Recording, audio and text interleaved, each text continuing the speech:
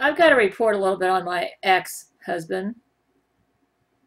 He contacted me and threatened defamation and privacy invasion charges against me.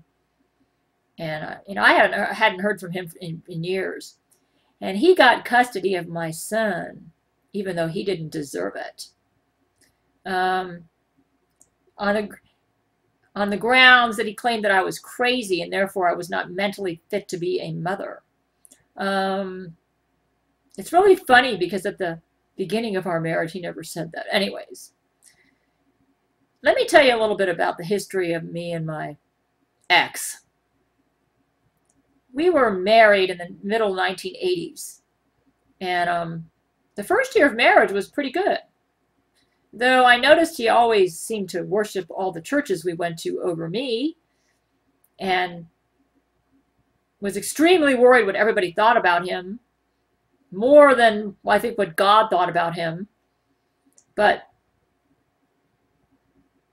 he returned from a deployment where he was gone for about 6 months. And after that deployment, I believe from that point on, the Jesuits started replacing him bit by bit with his Jesuit clone. So that once I was about 4 or 5 years into the marriage, I was no longer married to the man I took my wedding vows with in the middle 1980s. I was now married to a Jesuit clone. Now, I didn't realize this at the time, but Jesus knew. What's really sad is that I didn't realize that I was married to a Jesuit. And the Jesuits used him. When Brent called me on the phone in 1991, and I recognized that velvet voice as Brent Spiner's because it matched exactly the voice in his music album, Old Yellow Eyes Is Back. When he called me and made love to me on the phone in 1991, I kept it a big secret from my ex because, well, I was a very devout Christian and I had moral scruples about going to Brent. Brent would call me up on the phone and said, "Hi, how are you?" And I'd say, he said, "Can I come over?" I said, "No, I'm sorry. I can't let you over. It wouldn't be right, Brent. I'm sorry." He said, "Why not?" It just wouldn't be right. Oh, that was one of the hardest things I ever did, was to turn him down. And I used to fight with God in prayer about that, and I kept that a big secret from my family. That's why they think I'm crazy right now, because I didn't tell them about this. It was one of the hardest things I ever did. I did a really good job of keeping it secret, but I didn't know I was married to a Jesuit clone. So I started, but what I did do was I told Brent, I said, "Brent, I tell you what, I can't go to bed with you, and I can't have sex with you, even though I know that's what you want." Because I tried to turn him down several times in 1991. I said, "But I tell you what, we'll be the best pen friends in the world." And I wrote him every single day. Letters, sheets and sheets. And I just shared and opened my life to him. I was really surprised that he called me up. Because I was writing him some letters and telling him about my life. And I let him know that I was married, that I had a child. I let him know I was a born-again Christian. And I deliberately told him about my background. And I think I even told him that I'd been diagnosed with manic depression at one point, which I believe was a misdiagnosis, by the way. That the way that happened was when I was pregnant, I was having trouble sleeping. And I went to my obstetrician, and he's put me on Sermontal. He said, "You're suffering from postpartum depression." Well, I was willing to take anything to try to get to sleep because I couldn't sleep. So I took the Sermontal, and I think it was an antidepressant. And I think that actually brought on some psychotic symptoms in me. It was drug-induced psychosis. So I voluntarily went to a psychiatrist and voluntarily admitted myself to a psych hospital because I believed, I said, well, they put me on a tranquilizer Dalmane along with lithium and Trolofan. And when I was voluntarily admitted myself, I didn't have to go. I chose to do it. I was stupid. I didn't realize that my problem was vitamin mineral deficiency. I was not getting my B vitamins because I did have stomach issues during my pregnancy, and I think the hormones messed up my stomach. And so I thought my sleep problems were caused by a psychiatric problem because the doctors convinced me of that. And I used to worship doctors back then. Well, I told Brent about all this. What's really funny is those psych meds didn't work with my sleep. The reason they didn't work is because I didn't have a psychiatric illness. I had a physical problem. I wasn't absorbing my nutrients. I wasn't getting my B vitamins. I figured that out later, about 10 years later. That's why I got off of all the psych meds. By the way, I was right. When I started taking really good vitamin mineral supplements and I concentrated on fixing my stomach, my sleep returned.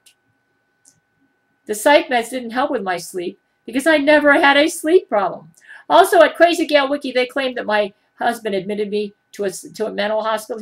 He's never committed me to a psychiatric institution. That was a voluntary decision on my part to try to get some sleep because I believed the dumb doctor who told me that I had manic depression when I did not have that. Anyways, when Brent Spiner contacted me in 1991, I kept it a big secret from my husband and my family. That's why they all think I'm crazy now. I did a really good job of it because I felt immoral about it, even though I loved him. And but I wrote him every day. But you know what happened? My son had to go to the hospital several times for pneumonia. And it was always funny, whenever there was a crisis in my family and I'd end up at the hospital, all of a sudden Brent would get silent on me. It was like the whole thing was like a conspiracy planned in advance. And I would get distressed because, Brent, why am I not here? I was in love with Brent, even though I didn't go to bed with him. Even though I turned him down. And I was distressed that I wasn't hearing from him. And so when I was at the hospital visiting my son, a social worker called me in and said, somebody seems concerned about you. Because anyways, my husband, I taped Brent on Joan Rivers one time. He actually took the tape and ripped it to shreds. He forbade me to watch Star Trek when I was married to him, claiming that it's a demon-possessed show, and he forbade me to write. He found out I was writing Brent Spiner because I confided to this social worker at the hospital about him under strict confidentiality that he was not to tell anybody, but he did tell my husband, and he found out. Apparently it was all a Jesuit setup. To make a long story short, by the time 1999 rolled around, I felt like I was in a my husband turned into a boa constrictor. It was like he was controlling me like a typical Jesuit. He wouldn't let me buy the natural medicine I needed to get the vitamins I needed to get my sleep and to deal with my yeast infection, which was probably part of the reason I wasn't sleeping, because I wasn't absorbing because I had a yeast infection, a systemic yeast infection. And he was forbidding me from, he wouldn't let me go see doctors that were good. He was trying to get me to see doctors that would go along with the Jesuit agenda to get me sicker than I already was. He got just worse and worse and worse and very controlling. It got to the point where, I was glad when he was gone, because he was gone half the year anyways, because then I could write Brent without hindrances. And I thought, you know what, my heart is with Brent. It's not with him. And I feel so free with Brent. I can just be myself with him. And he actually turned into my mortal enemy during the divorce trial. He would do stuff like, I had a lady knock on my door, bang, bang, bang. She says, oh, she was crying. She goes, oh, I'm so sorry. I just banged into your car.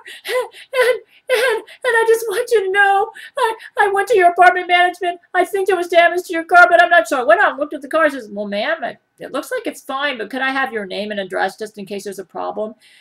And then she handed me some papers and says, oh, your husband is serving you with these papers because, and I read the papers, and it was this whole big long slew accusing me of having mental problems, and they wanted me to respond within 24 hours. And like my ex sent it. I got a YouTube notice violation for possible privacy invasion at an email that I never check, my Yahoo email, which I hardly ever check. And it's a good thing that I took care of it on my own, but it's like he's so dirty and tricky. He gets me where my guard is down, like a typical Jesuit, because they've got mind-reading technology. And well, Brent Spiner took him to court and won the case. He doesn't have a case. I'm not invading his privacy. I'm not defaming anybody because everything I say at my website is true. But, you know, I don't hear from him for years, and all of a sudden he contacts me and says, you need to take down your website because you're mentioning me and my son and saying, the Jesuits are used him to try to cause problems between me and Brent and to cut Brent out of my life. And it just, even when the Jesuits used taser technology to set fires around my mobile home in 1998, he came back from deployment and said that my son did it. And I thought, no, he did not. And he's getting back to, you know, and I thought I was rid of him because I divorced him. And now he contacts me on my email and starts harassing me again. It just, at orderofthejesuits.com, which is not my website, by the way, he's mentioned as a Jesuit. Well, anyways, he's behaving like a Jesuit again. But Brent Spiner took him to court, and he won the case. And I believe Jesus also helped out. But I'm just letting you know, he's trying to silence me. And I won't be silent because my YouTube ministry is for Jesus Christ, and I'm not going to let him intimidate me into silence. I'm trying to minister to tribulation saints, and he's not going to shut down my YouTube channel, and he's not going to shut down my website. Okay, and he can't say that I'm violating privacy with this video because I don't mention his name, and I don't give out his telephone number, and I don't use any voice recordings of him. All I can say is, tough luck, Jesuit X. My website's staying up. My YouTube channel's staying up. It's for Jesus Christ. And you're siding with the devil trying to shut me up. The tribulation saints are going to listen to every one of my videos. You're trying to isolate me from my men. You tried to isolate me from Brent Spiner when I was married to you. You're trying to shut me up. Well, I'm not going to let the devil win. These tribulation saints need my videos, and my videos are staying up.